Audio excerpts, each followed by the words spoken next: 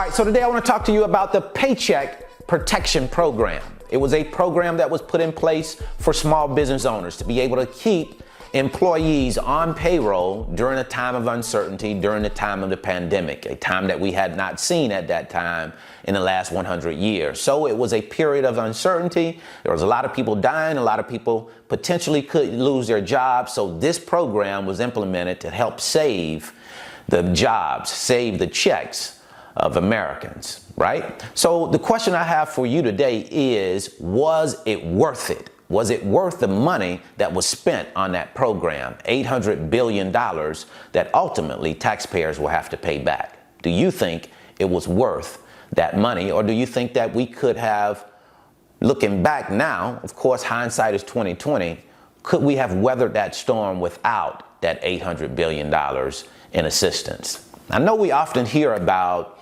the small fractions of people that take advantage of the PPP loan program. That's what's highlighted in the news. The number of people that have taken advantage of the program, that have gone out and bought houses, bought wild cars with funds from the PPP. But the vast majority of PPP loans, 90% of those loans were under $50,000. And most people who receive PPP funding use the funds in the right way for its intended purpose, to pay employees that they had on payroll at that time. But we don't hear about those stories because those aren't the exciting stories. Those aren't the headliners. The headliners are stories about people who fraudulently used PPP funding, who went out and purchased extravagant homes, extravagant cars via PPP checks. That's what people read about. Those are the stories that grab most of their attention.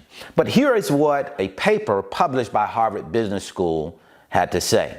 I'm reading this from a Forbes article here. It says that a working paper published by Harvard Business School concluded that PPP loans resulted in 14 to 30% increases in a business's likelihood of survival during that time. It said lenders involved in the program generally agree that the PPP provided much needed funds to small businesses in a time when fear and anxiety were high. And when fear and panic sets in, like it did back during the pandemic time frame, when people were afraid to go to work because they thought they would get the virus, you have businesses stop making money, or they slow down in money making. And when that happens, they start to look at employees and say, okay, well, in order to save the ship, we have to cut employees. We're not making money. We cannot keep paying payroll. So what the government did was to try and get ahead of that and provide funding for business to say, hey, if you keep these people on payroll, we'll provide you with the money to pay their paycheck every week or every month, however often you were paying those employees. And I can definitely understand the U.S. government's position during this time from a macro level. The last thing a government wants to see during a pandemic, during a time of uncertainty, is mass employee layoffs, because that would certainly strike at the chords of confidence of the people. So I think what the U.S. government wanted to do was to reinforce the confidence of the people, to let them know that even though we're going through these tough times, you will still have a job. You will still have a means of paying or having a way to pay for your lifestyle, being able to take care of you and your family during this time.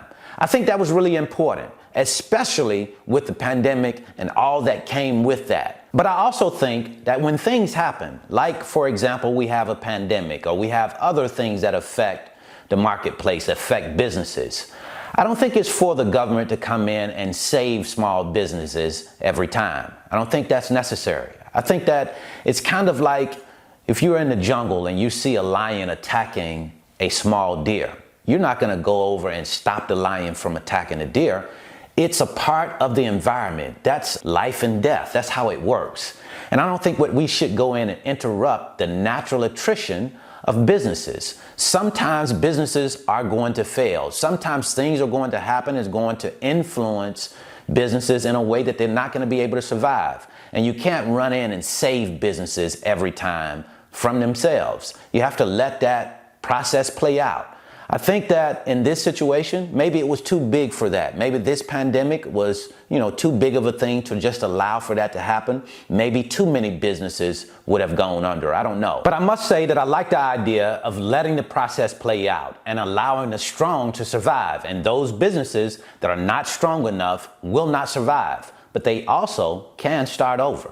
That's just how it works sometimes. I think what happened with this situation is some businesses that need money got money, but there were a lot of businesses that didn't need the money that got the money as well. And I think anytime you have mass giveaways of money, misuse and abuse takes place. So that's just my 2 cents. That's what I wanted to share with you today. I certainly hope this information has been helpful. I would certainly like for you to share your thoughts in the comments, what your opinions are.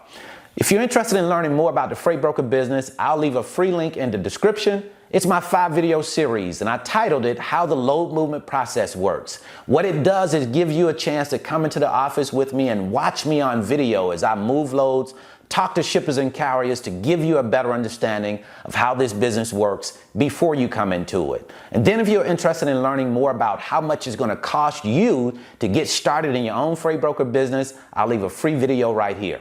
So until the next time, I wish you the very best in your life and business. See you at the top, because the bottom is much too crowded.